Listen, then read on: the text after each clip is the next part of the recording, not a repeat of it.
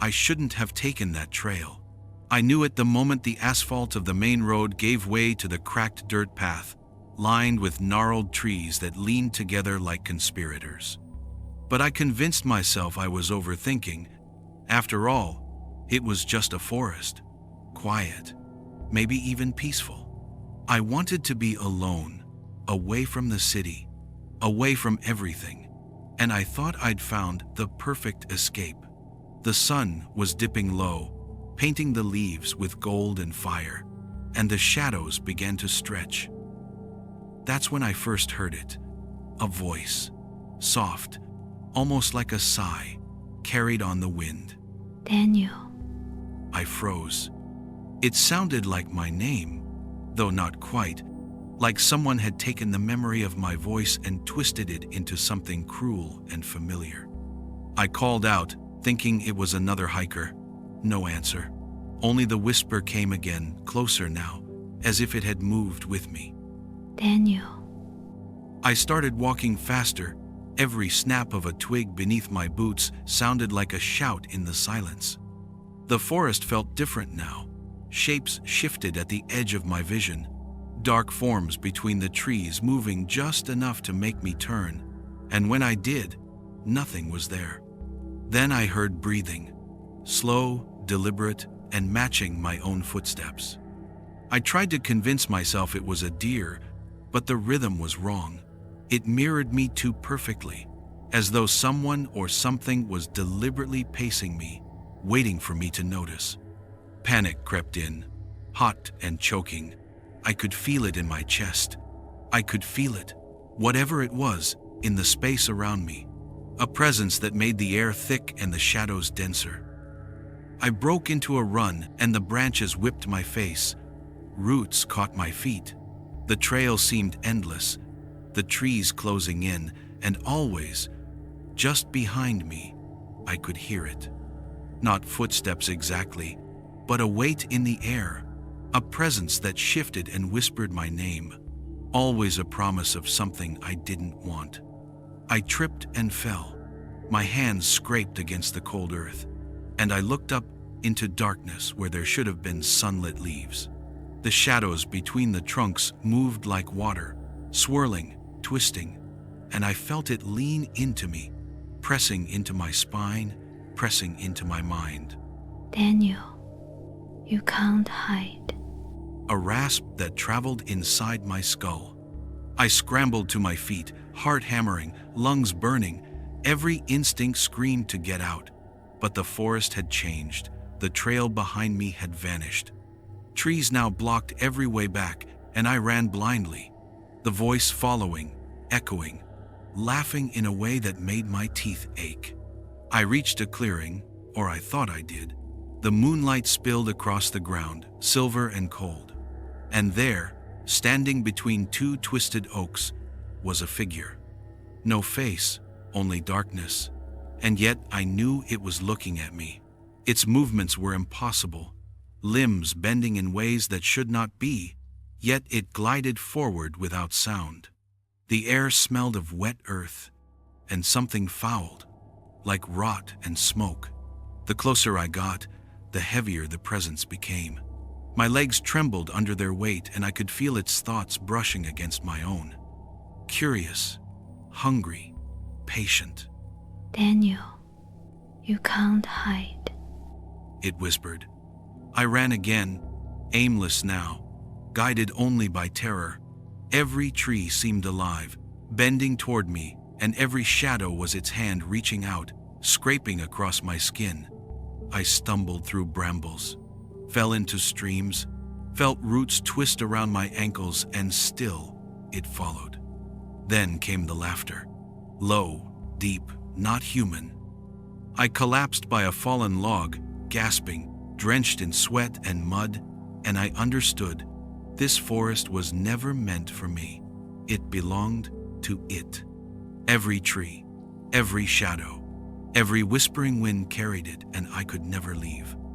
I tried to crawl, tried to claw my way toward the faint glow of what I hoped was the trailhead, but the ground seemed to shift beneath me. I could feel it pressing into me, inside me, drawing my fear into its shape, shaping it into hunger. Soon, you will belong to me. It has let me survive so far, but it enjoys the chase, the dread, the terror that pools inside me like blood. I can hear it outside, in the trees, in the wind, always just behind the rustle of leaves. I can't leave. Every attempt to flee ends with me back in its domain. The forest is endless, the shadows are patient, and it is always waiting. Daniel, you can't hide. It started with the smell. I came home late one night, dragging myself through the rain, and the apartment smelled faintly of smoke. Not wood smoke, not burnt food, but something heavier, thicker, metallic. The kind of smoke that sticks to the throat, that tastes like ash on the tongue. I thought maybe a neighbor had burned something, but the smell didn't fade. It clung to the corners of the room, thickening the shadows, curling along the ceiling, pressing into the walls. That's when I saw him. He was in the living room, standing in the far corner, a shape made of smoke, almost human, but wrong. The air around him shimmered, distorted, as if the heat from a fire radiated from his very presence.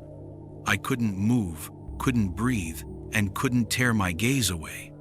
When I flicked a light switch, he vanished, but the smoke remained, curling along the floorboards like it had its own life, and I could still feel him there, pressing into the air, into the room, into me. The next day, I thought I had imagined it. I was exhausted, working long hours, skipping meals and barely sleeping. But when night came again, I realized I hadn't imagined it. I was washing dishes when the steam rose, and in it, I felt his presence again, denser, solidifying out of the haze. "You smell like smoke," he said. Not in words I heard, but in a voice that pressed into my mind, scraping along the edges of thought. It was a rasp, a hiss, a grinding of metal on metal. I tried to leave, but as I grabbed the doorknob and twisted it, nothing happened. The apartment had warped, the walls leaned inward and the ceiling sagged. Smoke poured from nowhere, wrapping around my legs, sliding up my body like liquid heat, and I could feel it curling into my lungs, my throat, and my chest. Every time I closed my eyes, I felt him, pressing in, watching me. I dreamed of corridors that stretched endlessly, lined with smoke, twisting and folding into themselves. My own voice echoed back to me from nowhere, distorted, trembling. Sometimes I woke to find faint burns on my arms, as though his fingers had pressed through my skin. I tried everything: candles, sage, holy water, salt, even bleach and fire. The smoke laughed at them. It roared and hissed, swelling from every crack and vent. Sometimes, I swear, I could hear whispers coming from the walls themselves. "You belong to me," a voice said. He doesn't wait for night anymore. I feel him in the apartment at all hours. The smoke moves in ways it shouldn't, twisting, creeping, sliding along the floor. I can feel it in the walls, under the floorboards, pressing through the ceiling, and I can sense him shifting in the corners, just beyond vision. Once, I saw him in the living room, thicker now, almost human, but his shape twisted and writhed like burning wax. His form pulsed, stretching and contracting, as if breathing fire from within. He leaned close in the smoke and hissed my name, and I felt it. All the claws in my mind, prying through memories I wanted buried, rearranging thoughts, twisting them, shaping them for himself. I don't know how many nights passed, but days blurred. The smoke invaded everything: my bed, my sheets, the clothes I wore, the pressing presence, suffocating and relentless. Last night, I woke to the living room filled with smoke. It rolled across the floor like a river, curling into shapes that made my stomach twist. He stood at the center, taller than I had imagined, impossibly thin, almost human but grotesque, a mass of shifting darkness and heat. I tried to scream, but my voice came out strangled and raw. I tried to move, but my legs didn't obey. The smoke climbed me, wrapped around my torso and pressed into my chest. I could feel it seeping into my skin, into my lungs, my blood. It whispered secrets I didn't understand. It whispered my name, my fears, my failures, my sins, everything I had ever tried to hide. And then I realized he had been inside me all along. This morning, I found myself unable to leave my bedroom. The apartment was full of smoke, heavier than ever, writhing, pressing in from every wall. I tried to run. I tried to breathe. The presence inside me pulsed, tightening around my chest, my throat. I can't think straight. I can't see straight. I don't know how long I'll last. I don't even know if I am still me. All I know is that the man in the smoke waits, always waits.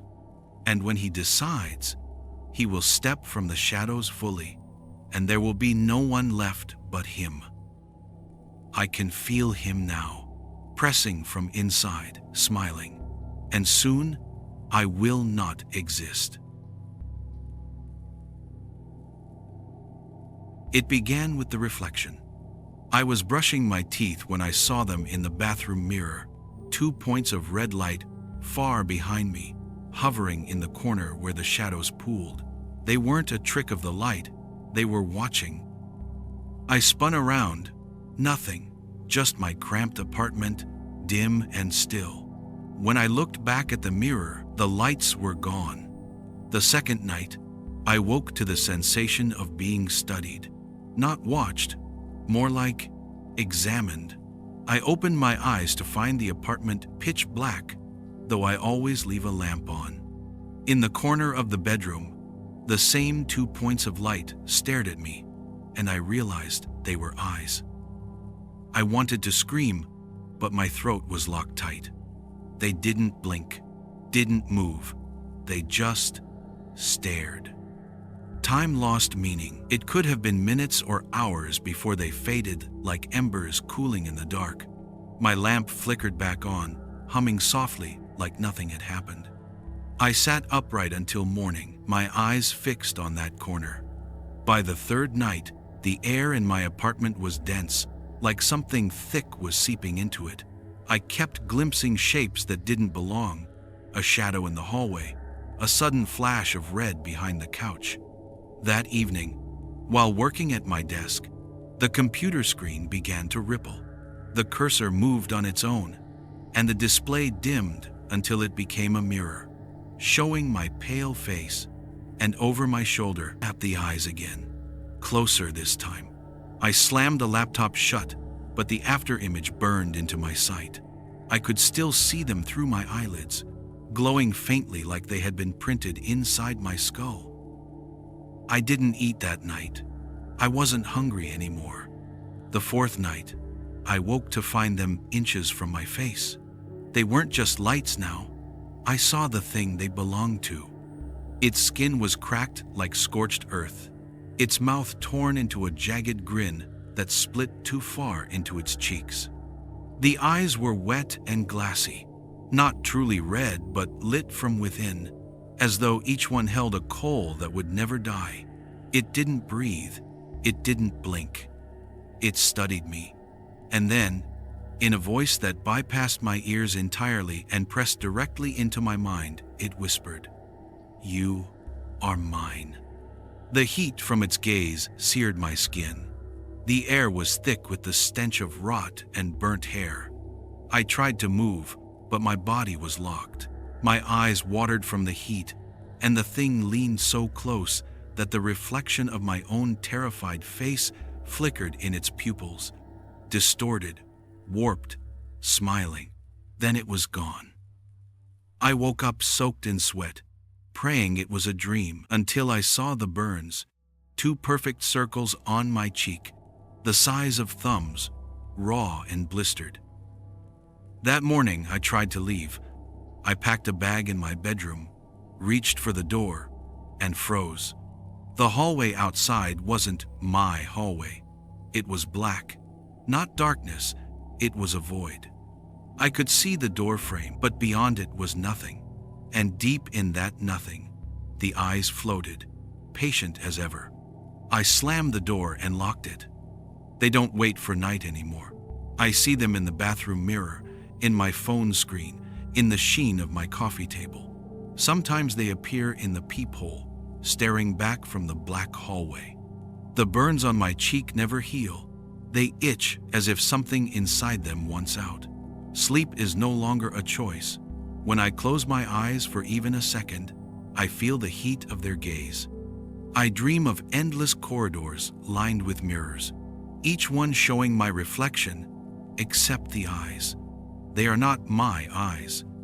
I smashed every mirror in the apartment, but the shards still reflected them, tiny flecks of red floating in splintered glass.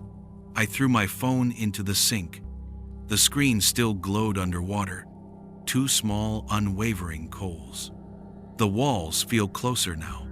Sometimes the ceiling lowers an inch when I'm not looking, and the air grows hotter every day. My own reflection in dark glass moves slower than I do, its mouth curving upward when mine does not, and the eyes are red. Last night, I woke to find it standing in the center of the room. It didn't move toward me, didn't have to. The room tilted, sliding me toward it without sound. My fingers dug into the mattress, but my body slid anyway. Pulled by some invisible tide, it reached down, and I swear I felt its fingers inside my head. Not physically, inside my thoughts, tearing through them, rearranging. This morning I found myself in front of the bathroom mirror, but I don't remember walking there. My reflection stared back, and for the first time, it didn't copy me. It smiled. The eyes in the reflection are red, and they are mine now. I first noticed it at 2:14 a.m. A sudden wave of heat rolled through my apartment. Unnatural, stifling heat that pressed against my skin like breath. I kicked the blanket off, but it wasn't the blanket making me sweat. It was the floor. The hardwood under my bed felt strangely warm, almost feverish, as though something far below it was radiating heat upward. I sat on the edge of the mattress, my toes curling against the boards. The warmth wasn't uniform. It was concentrated in one irregular patch, shaped almost like a crude circle. It's an old building with faulty heating, but the heat didn't fade. If anything, it pulsed. Waves of warmth followed by moments of still, suffocating air. That was the first night. The next morning, I noticed the floor where the heat had been was darker than the rest. Not dirty, not stained, but burned. The wood grain there had blackened in jagged streaks, as though something beneath had scorched it from the inside. I avoided that spot for the rest of the day. It sounds ridiculous, but I felt like if I stepped on it too long, something might feel me. The second night, I woke to the smell of sulfur, thick, choking, like I was standing inside a lit match. My eyes watered, my chest tightened. It wasn't coming from the kitchen or bathroom. It was coming from the bed, from that same place under my feet. I pushed the blankets away and leaned down to sniff. The heat was back, stronger this time, and the smell grew heavier until I could taste it, metallic and bitter, coating my tongue. I barely slept. By the fourth night, the air in my room felt wrong, dense, heavier somehow. Breathing was like inhaling syrup. Shadows seemed to cling to the corners longer than they should have, pooling like oil. I caught myself glancing at the dark patch more and more often, as though it were changing when I wasn't looking. The edges seemed sharper now, the shape less random, almost a perfect circle. That night, I dreamed of a black pit in the center of my bedroom, perfectly round, with something climbing out of it. The dream was so vivid, I woke up gasping. My bedsheets were damp with sweat, and when I glanced down, I swore the circle looked bigger. On the 7th night, I felt the change before I even opened my eyes. The air was hotter than it had ever been, oppressive, like a furnace door had been left open. My skin prickled with it. I sat up slowly. The circle in the floor was no longer just darker. It had lifted. The wood seemed to bulge upward, bending unnaturally as if something beneath was pushing against it. I don't know what came over me. Maybe curiosity, maybe fear, maybe pretending to be brave. I grabbed the crowbar I'd bought days earlier and wedged it under the warped boards. They came up far too easily, splintering under almost no force. Beneath them was no insulation, no joists, just a hole. Not darkness, a hole. It was a pure, endless black. The heat poured out of it in rolling waves. Then it moved. At first I thought my vision was playing tricks on me, but something shifted in that blackness. A hand emerged, if you could call it that. Long, bony fingers, ending in rusted nail-like tips. The skin was the color of ash, stretched tight over bones that bent the wrong way. A head followed. A twisted goat's skull, too narrow, with teeth that didn't fit the mouth and eyes that dripped thick, inky fluid. When it spoke, the voice was not loud, but it filled the entire room, deep, resonant, and vibrating in my bones. You've opened the way. The boards around the hole began to buckle and split, not from force, but as if reality itself was peeling away. The walls sagged inward, the ceiling bowed, and still the thing climbed. Its body was impossible to comprehend. Spines where joints should be, limbs bending back on themselves, skin shifting in texture with every movement.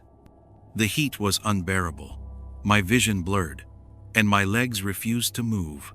The thing stepped fully onto my floor, towering over me, blotting out the light. Then I woke up in my bed with sunlight streaming through the blinds. The floorboards were intact. No smell, no hole, and for a moment, I almost laughed in relief. Until I saw the crowbar leaning against the wall, its tip blackened and warped as though it had been dipped in fire. I decided to leave and packed a bag, but the front door didn't open. It wasn't locked. It was just immovable. Same with the windows.